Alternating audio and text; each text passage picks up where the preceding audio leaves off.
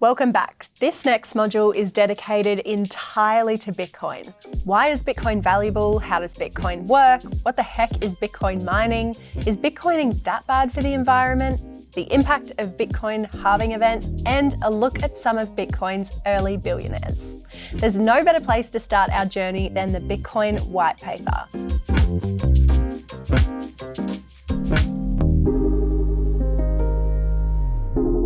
The Bitcoin white paper might just go down as one of the most important and revolutionary documents in the history of computer science and finance. The white paper outlines exactly what Bitcoin is and how the Bitcoin blockchain works. The document is 9 pages long and has been translated into 36 languages.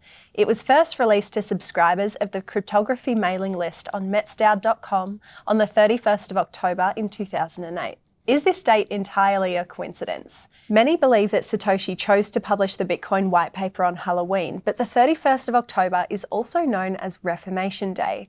On that day, 504 years ago, a small-town monk named Martin Luther nailed his 95 Theses to the door of the Wittenberg Castle Church, challenging the authority of the Catholic Church, specifically the role of the Church as an almighty intermediary between the people and God. He believed that some church practices were unbiblical, like the church seeking indulgence payments from people who committed sin. The parallel we can draw here, of course, is that the Bitcoin white paper outlines a digital currency that challenges the authority of banks, specifically the role banks play as an intermediary between people and their money. In this lesson, we break down the very first paragraph of the Bitcoin white paper to help you understand what Satoshi Nakamoto set out to achieve. If you'd like to read the Bitcoin white paper in full, we'll leave a link below. Satoshi opens with, a purely peer-to-peer version of electronic cash would allow online payments to be sent directly from one party to another without the burdens of going through a financial institution. In other words, there's a way for me to send you funds without going through a bank. Digital signatures provide part of the solution, but the main benefits are lost if a trusted third party is still required to prevent double spending. Bitcoin won't work if we can't solve the problem of double spending. We propose a solution to the double spending problem using a peer-to-peer network. To avoid the double spending problem, Bitcoin will exist on a distributed ledger called the Bitcoin blockchain. The network timestamps transactions by hashing them into an ongoing chain of hash-based proof of work, forming a record that cannot be changed without redoing the proof of work. Each transaction receives a timestamp, so we know when the transaction occurred. The transaction data cannot be changed without redoing the proof of work.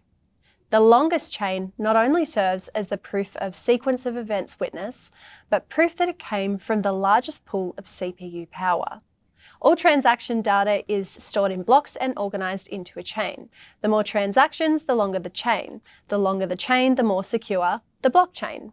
As long as honest nodes control most CPU power on the network, they can generate the longest chain and outpace any attackers.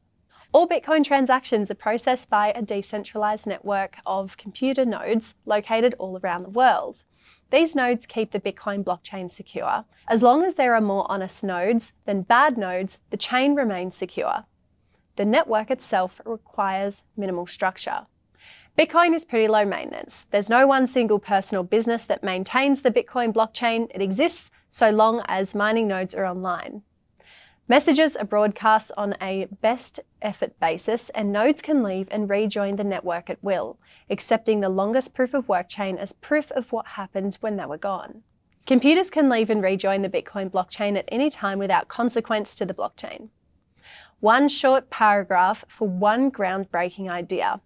Bitcoin has attracted a lot of attention and some fierce followers. As Matt Levine says, at its peak, the total value of Bitcoin in the world was more than $1 trillion. There are thousands of articles about it. It has lots of investors and fans and believers. Some of these people are called Bitcoin maximalists. They believe that the only really interesting and valuable thing in the world of crypto is Bitcoin. By now, you're probably gathering that Bitcoin is two things: a cryptocurrency and a blockchain. The Bitcoin cryptocurrency cannot exist without the Bitcoin blockchain. The Bitcoin blockchain is firstly a network or a collection of interconnected computers that share information.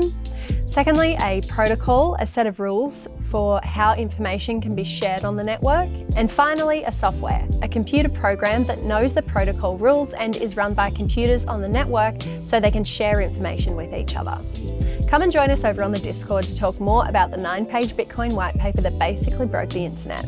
Next up, we're addressing the question every crypto beginner has on their mind. Why is Bitcoin valuable? See you there.